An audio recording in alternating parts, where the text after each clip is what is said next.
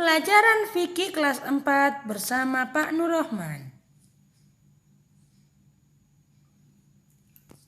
Assalamualaikum warahmatullahi wabarakatuh. Jumpa kembali dengan Pak Nur Rahman atau yang biasa dipanggil Pak Edo.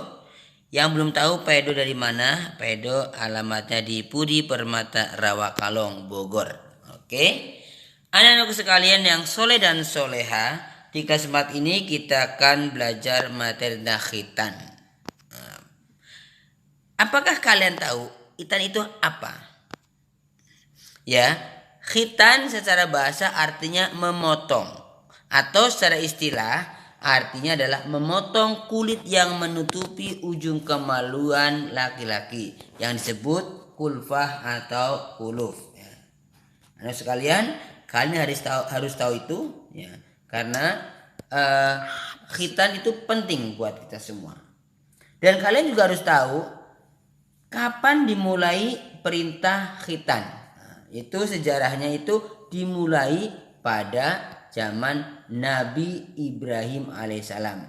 Saat itu Nabi Ibrahim usianya 80 tahun. Ya.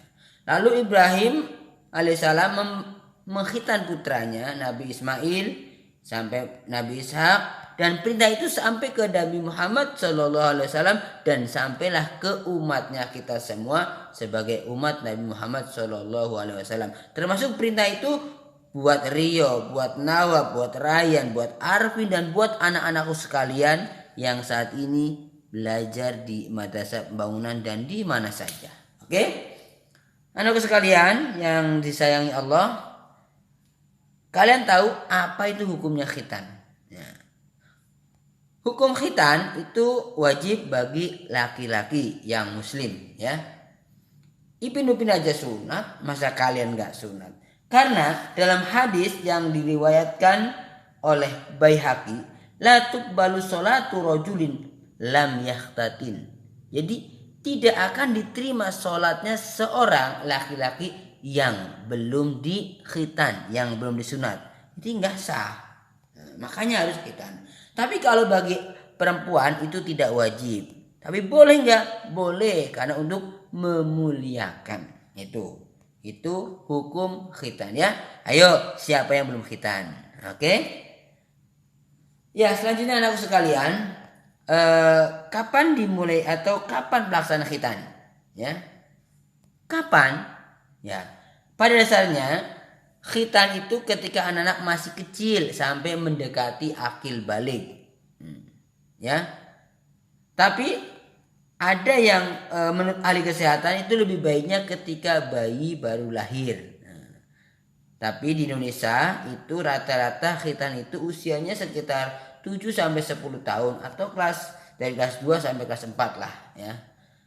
Nabi Muhammad pernah mengkhitan cucunya yaitu Hasan Hussein itu ketika 7 hari setelah lahir. Jadi masih kecil. Nah, yaitu kapan itu khitan? Jadi siapa yang siap di khitan? Ayo angkat tangan. Ya. Gak usah takut khitan ya anak sekalian. Ya. Kenapa gak usah takut? Karena khitan itu banyak manfaatnya. Apa itu manfaat khitan? Nah, pertama ingat, catat ya, dengarkan dengan baik. Manfaat khitan pertama adalah bersih dari najis. Nah, yang kedua itu mencegah timbulnya penyakit. Yang ketiga, bisa menyempurnakan agama kita sebagai seorang muslim, ya, biar sempurna agama kita. Yang keempat, menjaga kebersihan diri, ya.